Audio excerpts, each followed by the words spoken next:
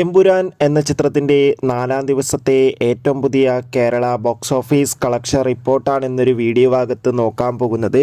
വീഡിയോയിൽ മുൻപ് video like ചെയ്യുക, ചാനൽ സബ്സ്ക്രൈബ് ചെയ്യുക. മാർച്ച് ഏപ്രിൽ മാസങ്ങളിൽ അങ്ങോട്ട് ധാരാളം ചിത്രങ്ങൾ OTT റിലീസ് ചെയ്യും. നമ്മുടെ ചാനൽ ഭാഗം പരിശോധിച്ചാൽ നിങ്ങൾക്ക് ആ വീഡിയോയ്ക്ക് കാണാൻ വേണ്ടി സാധിക്കുന്നതായിരിക്കും.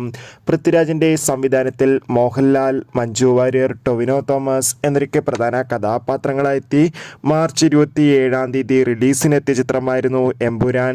ചിത്രത്തിന് ഇന്നലെ 4-ാം ദിവസമായ ഞായറാഴ്ചയും മികച്ചൊരു ബുക്കിംഗ് ആയിരുന്നു കേരളത്തിൽ നടന്നത്.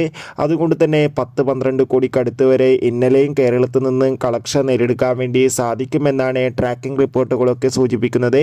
എന്തായാലും എമ്പുരാൻ എന്ന ചിത്രത്തിൻ്റെ കൂടുതൽ ബോക്സ് ഓഫീസ് കളക്ഷൻ റിപ്പോർട്ടിനായി നമുക്ക് കാത്തിരിക്കാം. ചിത്രം കണ്ടവരുടെ അഭിപ്രായം കമൻറ്റ് ചെയ്യുക. കൂടുതൽ സിനിമാ വാർത്തകൾ പെട്ടെന്ന് ലഭിക്കാൻ ചാനൽ ഇപ്പോൾ തന്നെ സബ്സ്ക്രൈബ് ചെയ്യൂ.